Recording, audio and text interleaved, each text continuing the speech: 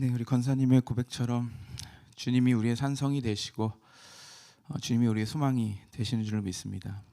우리 삶 가운데 정말 주님이 함께 계시다라는 것이 얼마나 감사한 일인지 다시 한번 또 생각하게 되는 시간인 것 같습니다. 추수감사 주일날 한 성도님께서 그 감사한 것에 대해서 고백하는 것을 들었는데요.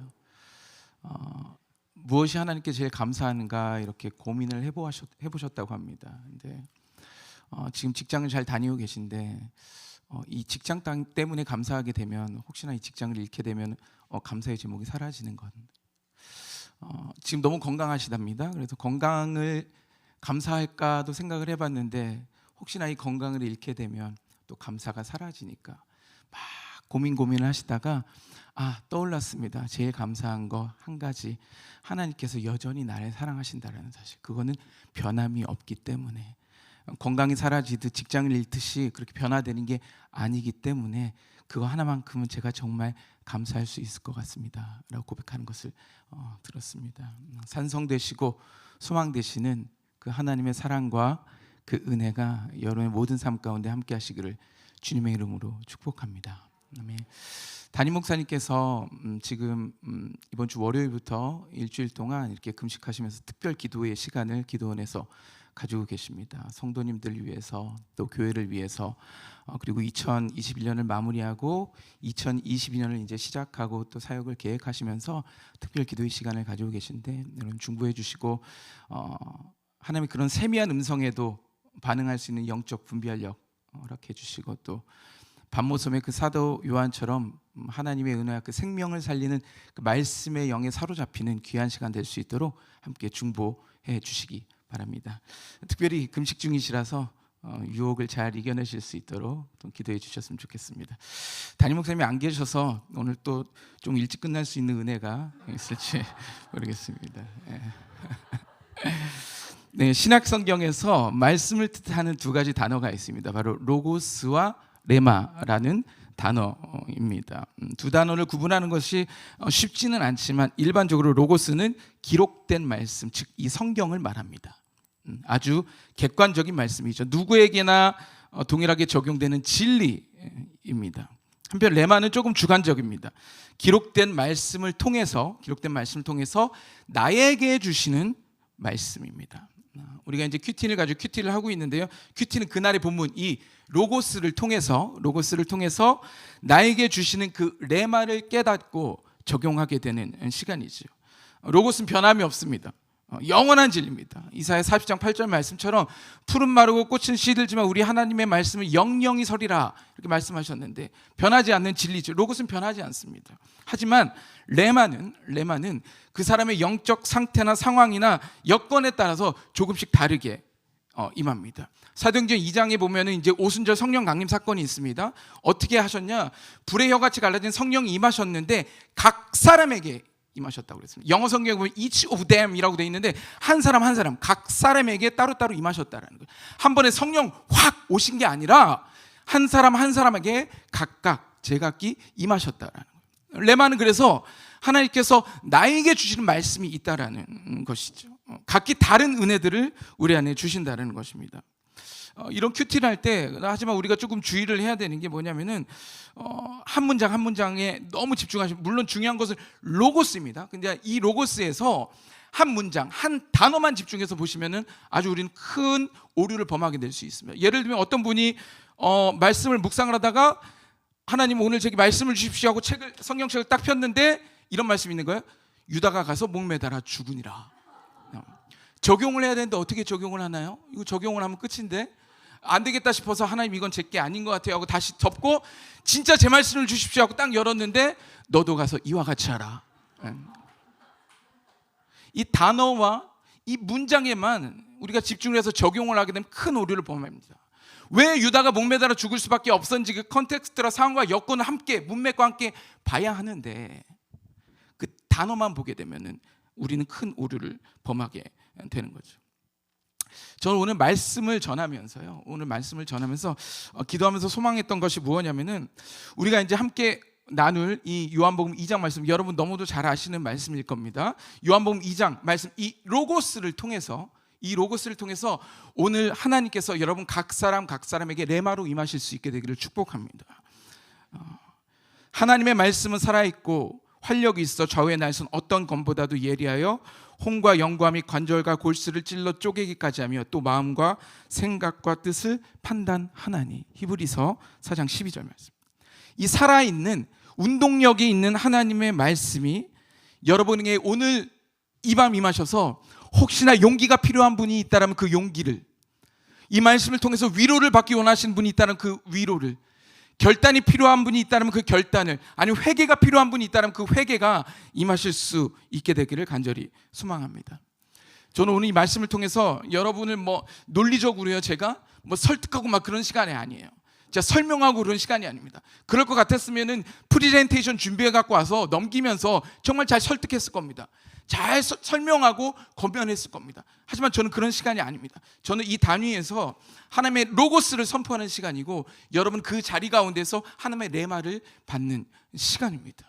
그래서 집중하여서 오늘 이 말씀을 통해서 오늘 이만 하나님께서 여러분의 하시는 말씀 집중하실 수 있게 되를 주님의 이름으로 축복합니다. 오늘 읽은 본문 속으로 한번 들어가 보도록 하겠습니다. 갈릴리 가나라는 곳에요 결혼식이 있었습니다. 예수님과 제자들도 함께 초대가 되었고 예수님의 어머니 그 마리아도 그 자리에 함께 있었습니다. 근데 포도주가 떨어졌습니다. 마리아의 요청을 예수님이 거절하십니다.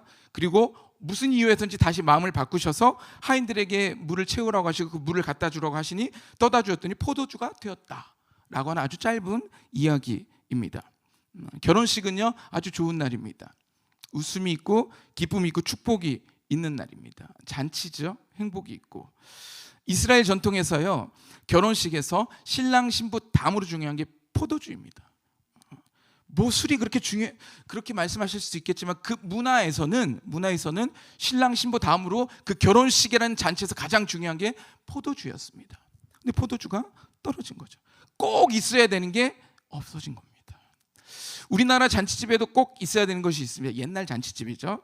잔치국수, 그 이름부터가 이제 잔치집인데 계란 고명 좀 얹어주고 이렇게 호박 볶아가지고 이렇게 얹고 김가루 솔솔 뿌려주면은 잔치집에서 두 그릇도 거뜬히 먹을 수 있는 잔치국수입니다. 그게 있어야 이제 잔치집 같죠. 근데 이 잔치국수에 여러분 생각해 보시고 김가루만 조금 안 뿌려줘도 좀 마음이 시험이 들잖아요. 근데 잔치국수라고 해서 받았는데 면이 없고 육수만 주는 거예요. 면이 떨어진 거죠. 아주 심각한 결핍이 발생한 겁니다. 그 잔치집에서 이스라엘 문화에서 가장 중요하다고 하는 그 포도주가 떨어졌다는 것은 이건 아주 중대한 결핍입니다. 아주 중요한 게 떨어진 거예요. 제가 결혼을 했습니다. 2년하고 조금 더 넘었습니다. 제가 저희 아내를 이제 이런 자리에서 처음 말씀드리는데 저희 아내를 7년을 만났습니다. 근데 저희 장인어른 장모님께서 7년을 반대를 하셨어요. 그러다가 2월 달에 그 2년 전 2월 달에 장인어른께서 술 한잔 하시고 허락을 하신 거예요. 그냥 아내한테 명절 때였는데 외갓집 아니 친갓집, 그러니까 장인어른의 그 이모님 그 누나분들이, 그러니까 아내에게는 고모죠. 헷갈려. 고모들이 저희 장인어른 이제 그만 반대하고 시집 보내라고 명절 때 그 말 듣고 이제 제가 그때 일본에서 아우니치 중이었는데 저희 아내가 그 아우니치 마지막 날 한국에서 펑펑 오면서 전화 왔어요. 오빠 우리 아빠가 만나재라고 하면서 전화 왔어요. 2월 달에 그렇게 허락을 하시고 6월 달에 결혼을 했습니다. 그러니까 실제로 한 3개월 좀 왜 이렇게 빨리 했냐, 또 언제 반대하실지 모르니까는 정말 빠르게 준비해가지고 제가 3개월 만에 준비를 해가지고 결혼을 했습니다. 제가 결혼을 준비하면서 한 가지 제 마음에 결심을 했던 게 있어요. 무슨 결심을 했냐면은 어떤 일이 있어도 아내 말대로 한다. 결혼을 준비하면서 어떤 일이 있어도 아내 말대로 한다. 이거는 제가 저한테 기도를 받으러 오는 그 예비 부부나 아니면 청년들이 꼭 하는 얘기입니다. 무조건 아내님 말씀하신 대로 해라. 무조건 아내님 말씀하신. 저라고 왜 취향이 없겠습니까? 저라고 왜 생각이 없겠어요? 저도 제가 원하는 침대 하고 싶고, 제가 원하는 식탁 가구들 하고 싶고, 화장대는 제가 원하는 것들을 막 하고 싶은데 결심을 한 거죠. 아내가 원하는 대로. 아내가 물론 저희 아내가 생각하는 기억하는 버전은 조금 다를 수 있어요. 제가 뭐 이제 좀 고집부는 게 있을 수, 뭐 얘기는 좀 양쪽 들어보셔야 알겠지만, 근데 결혼식을 할 때 이게 정말 준비할 게 많더라고요. 정말 뭐 시간이 짧기도 했지만 정말 챙겨야 될 게 많고 정말 준비할 게 많게, 끝나고 나서 생각을 해보면 다음번에 좀 잘할 수 있을 것 같다라는 생각을 좀 해봤습니다. 이 신랑과 신부가요, 이 장에 있는 신랑과 신부가 여러분 얼마나 많이 준비를 했겠습니까? 얼마나 잘 준비를 했겠습니까? 얼마나 오랜 시간 동안 공을 들여서 정성을 쏟고 시간을 쏟고 자신의 에너지를 들여서 얼마나 잘 준비를 했겠어요. 근데 포도주가 떨어진 거예요. 여러분, 사는 게 그렇습니다. 우리 인생에서요, 예상치 못한 일이 생길 수 있습니다. 생각지 못한 곳에서 일이 터질 수가 있어요. 분위기가 좋다가 한순간에 망가질 수 있습니다. 이날도 생각지 않았던 일이 일어난 거죠. 왜 포도주가 떨어졌는가? 예상보다 사람이 많이 왔을까요? 그럴 수도 있습니다. 왜냐하면 오늘 본문 보면 사흘째 되던 날 이렇게 시작되잖아요. 그러니까 예수님이 제자들을 부른 지 사흘째 되던 날이에요. 근데 지금처럼 모바일 청첩장이나 그런 게 있는 게 아닐 테니까는 오래전에 그 결혼식 초대를 받으셨겠죠. 근데 사흘 전에 제자들 부르니까 식구가 많아졌는데 어떡하지? 데려갈까 말까 하다가 물어봤겠죠. 데려가 될까요? 그러니까 데려오십시오 해가지고 이런 분들이 더 있었을 수도 있어요. 그러니까 생각보다, 내가 생각한 것보다 더 많은 사람이 왔을 수 있죠. 아니면은 술을 정말 잘 드시는 분이 계셨을 수도 있죠. 포도를 정말 잘 드시는 분. 뭐 제가 대학교 때 별명이 술포맨이었습니다. 옛날이에요. 어쨌든 간에 그렇지만 저 같은 사람들이 되게 많았을 수 있죠. 근데 중요한 건 어쨌든 간에 포도주가 떨어졌다는 거예요. 그 결핍이 발생했다라는 것입니다. 그게 문제의 핵심입니다. 정말 우리가 마음을 쏟고 시간을 쏟고 잘 준비했는데 일이 안 된 거예요. 노력하지 않은 게 아니에요, 여러분. 정말 잘 준비했어요. 근데 떨어져요. 놀라운 것은 예수님도 그 자리에 계셨어요. 이게 시사하는 바는 뭐냐면 우리가 신앙생활 하는 중에도 그런 일이 일어날 수 있다라는 거예요. 예배를 드리면서도 찬양하고 기도하고 말씀을 들으면서 그렇게 주님 말씀대로 산다고 노력하는 그 자리에서도 이런 결핍이 분명히 발생할 수 있다라는 거예요. 이 문제 상황을 이제 해결을 해야 되는데 마리아가 해결을 합니다. 그 해답을 가지고 있습니다. 오늘 본문 3절 말씀 함께 보도록 하겠습니다. 3절 시작. 포도주가 떨어진지라 예수의 어머니가 예수에게 이르되 저들에게 포도주가 없다 하니. 이 마리아의 마음이 대단합니다. 저들에게 포도주가 없다. 나에게 없는 것이 아니라 저들에게 없다. 그러니까 누가 보면 되게 오지랖이라고도 할 수 있겠지만 마음이 대단한 거죠. 마치 내 일인 것처럼, 나에게 포도주가 떨어지는 것처럼, 나에게 결핍이 생긴 것처럼 그렇게 긍휼해하고 있다라는 거예요. 내가 아픔을 당한 것처럼, 내가 슬픔을 당한 것처럼 함께 공감해주고 같이 울어줄 수 있는 이 마음으로 마리아가 접근을 했습니다. 우리는 어떨 때 펜스를 칩니다. 나는 여기까지, 여기는 당신 거. 나는 나, 너는 너. 근데 마리아는 그렇지 않고 마치 저 일을 나의 일인 것처럼 접근을 했습니다. 그리고 그 마음으로 마리아가 예수님을 찾았습니다. 여러분, 다른 거 찾지 않고 예수님 찾아야 됩니다. 마리아가 그 문제를 봤을 때 이 사람 저 사람 이 방법 저 방법 찾은 게 아니라 예수님 바로 찾았습니다. 주님이 해결해 주시는 거죠. 모든 키가 주님께 있는 거죠. 이런 빙산 앞에 가로막혀 있으십니까? 빙산 앞에서요, 여러분 망치 들고 깨는 거 아니에요. 빙산은요, 해 뜨면 녹습니다. 해 뜨면 녹습니다. 그 자리에 주님이 계셨다라는 것을 마리아가 기억을 한 거죠. 문제의 자리에, 그 어려움의 자리에 주님이 계셨다. 이런 문제를 바라보면 예수님 안 보이지만 예수님 바라보면 문제 안 보입니다. 이렇게 마리아는 예수님 앞으로 나아간 것입니다. 그런데 오늘 본문 4절은 우리를 아주 당황하게 만듭니다. 4절 말씀 함께 읽겠습니다. 시작. 예수께서 이르시되 여자여 나와 무슨 상관이 있나이까 내 때가 아직 이르지 아니하였나이다. 아주 매몰차게 주님 말씀하십니다. 우리가 기대했던 것과는 다른 예수님의 모습입니다. 우리가 바라는 대답이 아닌 거예요. 오히려 더 상처가 되듯이 아주 매정하게 얘기를 하십니다. 마리아가 만약에 상처받고 끝났다면 이 이야기는 4절에서 끝납니다. 마리아가 상처를 받았더라 하고 그냥 이 2장은 끝이에요. 내가 엄마인데, 내가 널 어떻게 키웠는데 네가 나한테 이럴 수 있어.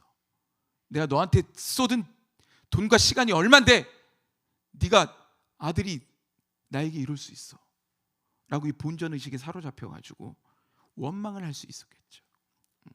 우리도 마찬가지입니다. 신앙생활하면서 어려움 겪을 수 있습니다. 공동체든 관계든 힘듦이 찾아올 수 있는데 가장 큰 위기는요, 오늘 본문처럼 예수님의 거절일 때가 아주 많습니다. 예수님 살아계십니까? 라고 반문하며 공동체를 떠나고 신앙을 떠나고 교회를 떠나는 안타까운 일들이 굉장히 많다라는 겁니다. 제가 목회 생활을 하면서 그런 분들을 아주 많이 봤습니다. 마음이 아픕니다. 그런데도 예수님 왜 이렇게 하셨을까? 왜 이렇게 하셨을까? 이 이야기는 제가 설교 말미에 다시 한번 드리도록 하겠습니다. 우리는 5절로 일단 넘어가 보겠습니다. 5절 함께 읽겠습니다. 시작. 그의 어머니가 하인들에게 이르되 너희에게 무슨 말씀을 하시든지 그대로 하라 하니라. 마리아의 대단함이 여기서 정점을 찍게 됩니다. 하인들에게 말하는 거죠. 무슨 말씀을 하시든지 그대로 하라. 무슨 말씀을 하시든지 그대로 하라. 내 생각이 있겠지만, 네 경험과 방법이 있겠지만 무슨 말씀을 하시든지 그대로 하라 라고 말씀하고 계십니다. 상처받을 수 있겠지만, 본전의식에 사로잡혀서 떠날 수 있었겠지만 마리아는 이 상황을 더 큰 믿음으로 돌파하고 있는 겁니다. 그리고 이 고백으로 인해서 아주 큰 반전이 시작이 됩니다. 6절 7절 말씀 함께 보겠습니다. 시작. 거기에 유대인의 정결 예식에 따라 두세 통 드는 도랑아리 6이 놓였는지라. 예수께서 그들에게 이르시되 항아리에 물을 채우라 하신즉 아기까지 채우니. 무슨 이유에서인지 예수님께서 마음을 바꾸셨습니다. 그리고 하인들에게 말씀하시는 거죠. 물을 채워라. 그리고 떠서 갖다 줘라. 물을 채운 도랑아리는 여기 설명이 나온 것처럼 유대인의 정결 예식에 따른 겁니다. 이건 뭐냐면은 집에 이제 손님들이 오셨을 때 대문 앞에다 이제 도랑아리를 놓고 이제 물을 채워놓는데 뭐냐면 손을 닦는 겁니다. 그 손님들이 손을 닦을 수 있도록 준비를 해놓는 항아리이거든요. 그러니까는 그곳에 물을 채우는 건 하인들에게 아주 일상이었어요. 아주 상식적이고 늘 하던 일이었습니다. 어려운 일이 아니었습니다. 익숙하고 쉬운 일이었어요. 늘 하더니 이제 했습니다. 항아리에 물을 채웠어요. 근데 그 다음이 예수님께서 그 물을 갖다 떠서 갖다 주라는 거예요. 하인들이 여기서 멈칫합니다. 왜냐? 하인들도 알고 예수님도 알고 모두가 알아요. 그 물은 먹는 물이 아니에요. 제가 말씀드린 손을 닦는 물이지 그 물은 먹는 물이 아닙니다. 근데 그 물을 떠서 갖다 주라는 거예요. 이거 아닌데? 예수님 이거 아니잖아요. 이렇게 하면 안 되는데? 이거 제가 잘 아는 거예요. 늘 하던 거거든요. 예수님 이렇게 하는 거 아니에요 라고 말할 수 있었겠지만, 그 하인들이 망설이고 있을 때 기억나는 메시지가 있었죠. 마리아 그 이야기. 무슨 말씀을 하시든지 그대로 하라. 8절 10절 말씀 함께 읽겠습니다. 이제는 떠서 연회장에게 갖다 주라 하심에 갖다 주었더니 연회장은 물로 된 포도주를 맛보고도 어디서 났는지 알지 못하되 물 떠온 하인들은 알더라. 연회장이 신랑을 불러 말하되 사람마다 먼저 좋은 포도주를 내고 취한 후에 낮은 것을 내거늘 나는 지금까지 좋은 포도주를 두었도다 하니라. 아멘. 물을 포도주로 만들어 주시는데 그냥 포도주가 아니라 아주 극상품의 포도주를 만들어 주십니다.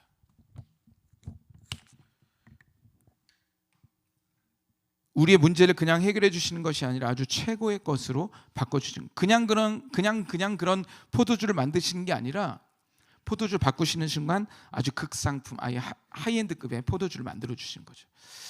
이 부분을 묵상하면서 아주 궁금한 것이 하나 생겼습니다. 뭐냐면 여러분도 안 궁금하세요? 그럼 물은 언제 포도주가 되었을까라는 거죠. 물은 언제 포도주가 되었을까요? 많은 분들이 이제 제각기 다른 이야기들을 하십니다. 이렇게 물을 채우는 순간 포도주가 되었다. 물을 떠서 갖다 주는 순간 포도주가 되었다. 아니면은 그 연회장에 손님들이 입에 대는 순간 포도주가 됐다. 뭐 이야기들 많이 합니다. 근데 중요한 건 어쨌든 포도주로 바뀌었다라는 거죠. 되게 궁금했는데 8절 말씀에서 이 단어가 하나 눈에 들어옵니다. 뭐냐면 이제는 떠서 갖다 줘라. 이제는 now, 지금은. 이 이제는이라는 시점은 언제냐면요, 돌 항아리에 물을 채우고 난 이후에 그 물을 떠다 주기 전입니다. 그러니까 아직 포도주로 바뀌기 전, 변하기 직전, 아직은 변하지 않은 때, 그러나 이 물이 포도주로 바뀌게 된 아주 위대한 사건이 일어나기 바로 그 전, 그 직전을 it now, 이제는이라고 표현을 하는 겁니다. 아직은 완전히 변하지 않은 그 순간. 오늘 오신 우리 중에서요, 바로 그 시점에 계신 분들이 있을 수 있습니다. 그런 분들에게 말씀하십니다. 이제는 떠서 갖다 줘라. 사실 본문 보면서 예수님께서 그냥 물을 포도주를 만든 다음에 갖다 주라고 하셨으면 얼마나 좋았을까요? 일하는 사람도 편하잖아요. 포도주 됐네 하고 딱 갖다 줘. 아니면 자, 잘 봐, 3초 후에 바뀐다. 잘 돼? 하나 둘 셋 뿅 하고 바뀌었어요. 하인들이 얼마나 편하게 일을 했을까요? 근데 그렇게 말씀을 하시지 않는 거예요. 가서 떠다 갖다 주라는 거예요. 문이 열리지 않는데 들어가라고 말씀하시는 거죠.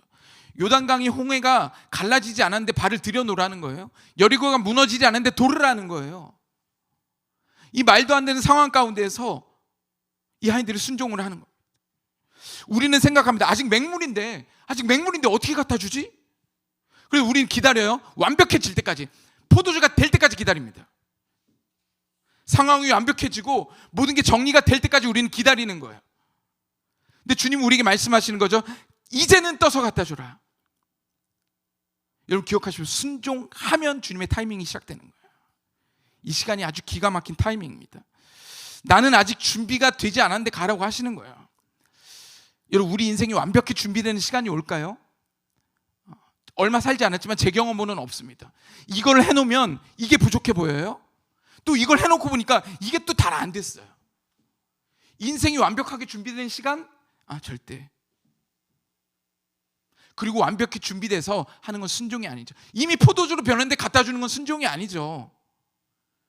이제는, 그러니까 그 시점에서, 아직 변하지 않았지만 그 위대한 사건이 일어나기 바로 그 시점에서 하는 것이 순종입니다. 부족해도, 연약해도, 아직 준비가 부족해도, 완전하지 않아도 이제는 떠서 갖다 줘라. 이게 믿음이고 이게 순종입니다. 요한복음 2장은요, 우리 인생과 같습니다. 어떤 일이든 일어날 수가 있습니다. 기쁜 일, 슬픈 일, 눈물 날 일, 때로는 행복하고 때로는 어렵고 등등. 근데 그런 일만 있는 게 아니라 오늘 본문처럼요, 기쁜 날 힘든 일이 생길 수도 있고요, 슬픈 날 웃을 일이 생길 수도 있는, 이게 인생입니다. 근데 우리가 기억해야 될 거는 그 인생에, 제가 서두에도 말씀드렸지만 예수님이 함께하고 계신다라는 거예요. 우리 인생 가운데 하나님이 함께하고 계신다. 그리고 그 하나님께서 우리의 문제를 해결하시고 변화시켜 주신다. 그럼 우리의 것은 뭘까요? 우리의 것은 순종입니다. 오늘 말씀처럼 이제는 떠서 갖다 줄 수 있는 순종. 어쩌면 우리 모두가 지금 이 상황일 수도 있습니다. 주님의 일이 시작되기 바로 직전. 그때 여러분 뭐라고 하시겠습니까? 예, 주님! 이라고 하시겠습니까? 아니요, 잠깐만요. 색깔이라도 변하면 갈게요. 라고 얘기하시게 않습니까? 오늘 본문 중에서 참 멋진 표현이 있습니다. 물떠온 하인들은 알더라. 물떠온 하인들은 알더라. 순종한 사람만이 알 수 있는 은혜가 있습니다. 순종한 사람만이, 물떠온 하인들만이 알 수 있는 그 기쁨들이 있습니다. 그 사람들만 아는 거예요. 뭐를요? 이게 물이었다라는 사실을, 그 예수님께서 그 기적의 중심에 계셨다라는 사실을 물떠온 하인들이 아는 거예요. 전 축복합니다. 여러분 모두가 물떠온 하인들이 되어서 주님의 기적을 품은 순종의 사람들이 되시기를 축복합니다. 아멘. 말을 좀 빨리 했더니요,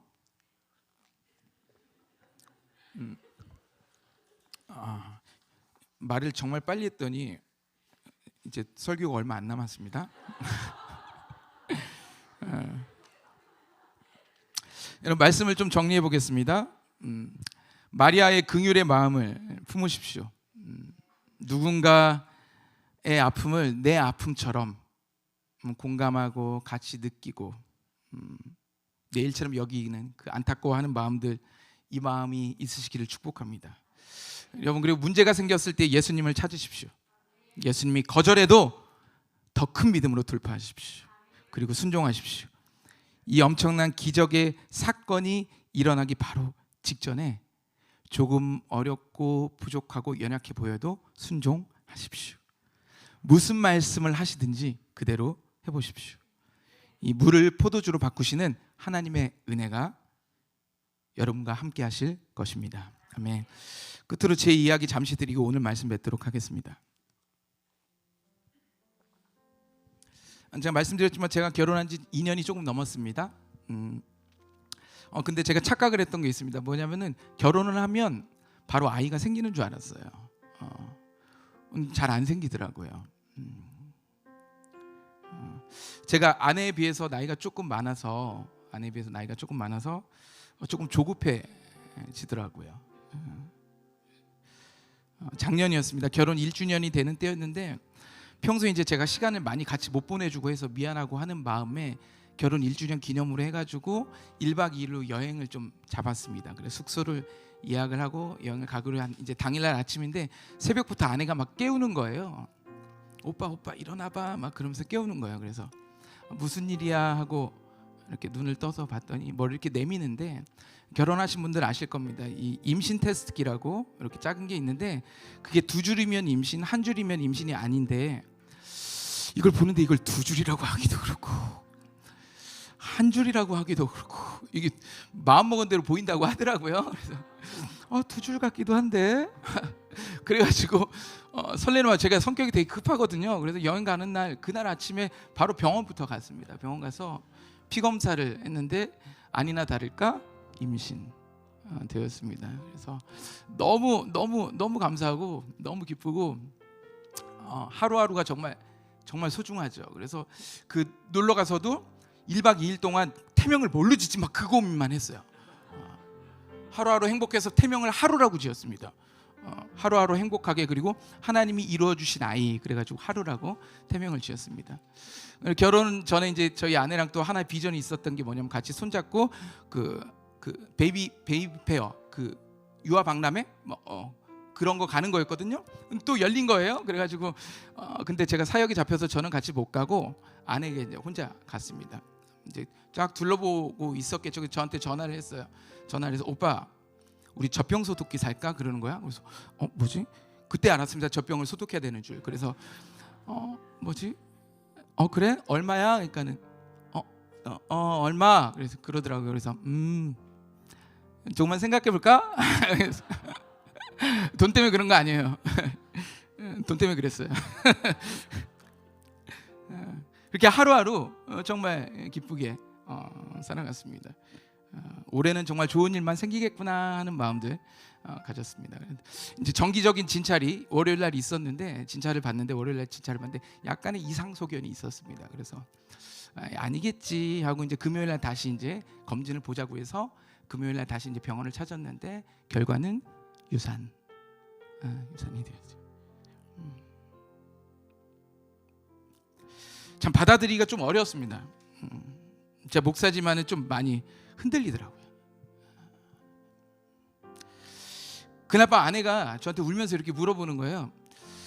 오빠, 만약에 오빠 그 성도님이나 팀원들 중에서 이런 일이 생기면 오빠 뭐라고 해줄 거야? 라고 얘기를 하는데 제가 대답을 잘 못 해줬어요. 그 아내를 잘 위로해 주지 못했습니다. 유산 판정을 받은 게 금요일이었는데 그 다음 날이 주일이잖아요. 7월 첫 주였는데 하나님 어쩜 그러신지 그 7월 첫 주가 맥주 감사 주일이었습니다. 그래서 저는 이런 일이 있을 줄 모르고 감사 찬양으로 싹 도배를 해놓은 거죠. 이제 찬양이 들어가니까 감사 고백을 하는데 그날이 어떻게 지나간지도 모르게 정말 하루가 맥주 감사 주일이 그렇게 지나고 나서 저녁 때 이제 집에 와서 아내랑 식탁에 마주 앉아서 이렇게 또 이야기를 하는데 평소에 잘 보이지 않던 게 보이는 겁니다. 뭐냐면은 제 앉은 자리 앞에 냉장고가 있는데 냉장고예요. 제가 그 해 초에 송구영신 예배 때 뽑았던 말씀이 하나 있는데 그 말씀이 붙어있는데 평소에 잘 안 보이는데 앉아있는데 그 말씀이 제게 훅 들어요. 요한복음 14장 6절 예수께서 이르시되 내가 곧 길이요 진리요 생명이니. 이 말씀이 그냥 천둥처럼 그냥 문자가 아니라 텍스트, 로고스가 아니라 레마로 제 안에 훅 들어오시는 거예요. 이게 인정이 되는 거예요. 예수님, 그래 예수님이 생명, 생명의 주관자 예수님, 이걸 인정하니까 극복이 되고 소망이 생깁니다.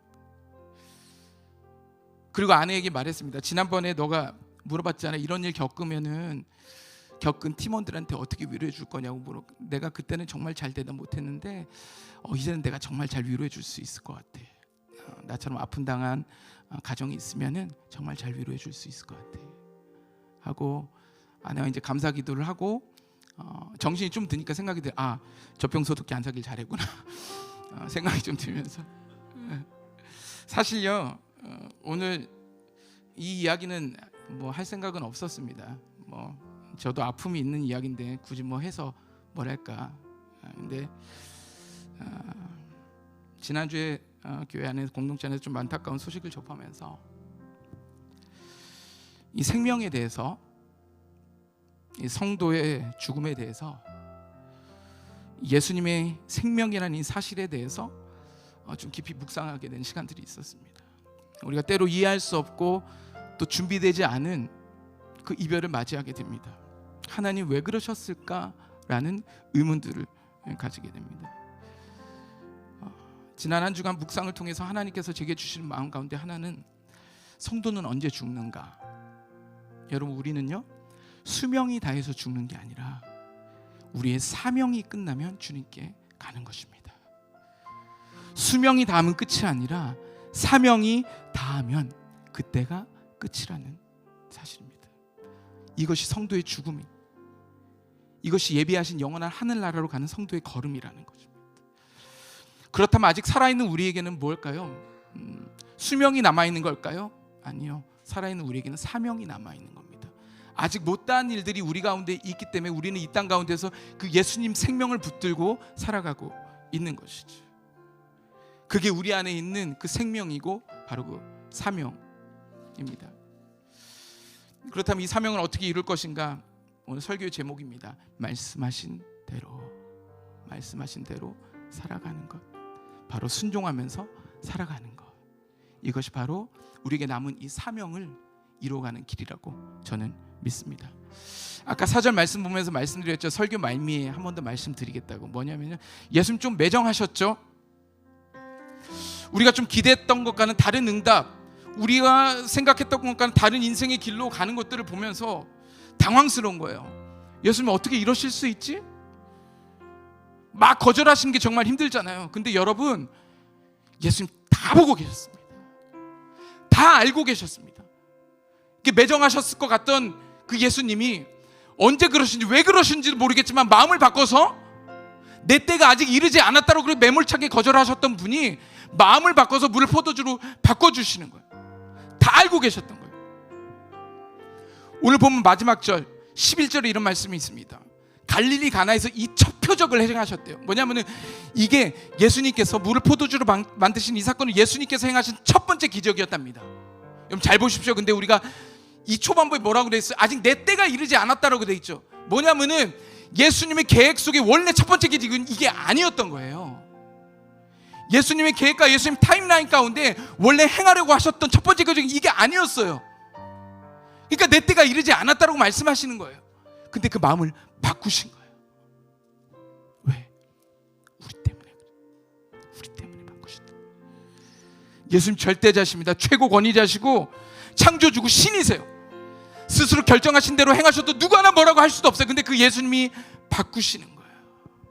그러면서 우리에게 말씀하시는 거죠. 난 너 때문에 바꿀 수 있는데, 모든 것을 다 수정할 수 있는데 너는 순종할 수 있겠니? 그냥 물을 떠서 갖다 주면 돼. 물을 포도주로 만드는 어려운 일은 내가 할게 라고 예수님 말씀하신 거예요. 제가 아까 설득이 아니라고 했습니다. 권면이나 부탁도 아니라고 말씀을 드렸습니다. 근데 여러분이 정말 말씀하신 대로 사실 수 있다면, 그 하나님의 사명을 이루면서 살아가실 수만 있다면 어떻게 해서든지 부탁드리고 싶어요. 어떻게 해서든지 설명하고 설득하고 권면하고 이렇게 외치고 싶어요. 여러분 말씀하신 대로 살아보시지 않겠습니까? 라고 외치고 싶습니다. 이 요한복음 2장에 이 로고스를 통해서 그리고 부족한 저희 입술을 통해서 하나님 여러분 삶 가운데 마음과 또 생각과 또 귀한 결단과 많은 것들을 주셨으리라 믿습니다. 그 예수님의 말씀 붙들고 남아있는 우리 생명 조금도 아깝지 않게 그 사명 이루면서 살아가실 수 있기를 주님의 이름으로 축복합니다. 아멘. 찬양 한 곡 하고 싶습니다. 어떤 찬양할까 고민하다가 우리 아주 예전에 불렀던 찬양입니다. 어렸을 때에 불렀던 찬양, 예수님이 말씀하시니 물이 변하여 포도주 됐네. 예수님 예수님 나에게도 말씀하셔서 새롭게 변화시켜 주소서. 우리 이 찬양 같이 한번 부르고 기도하겠습니다.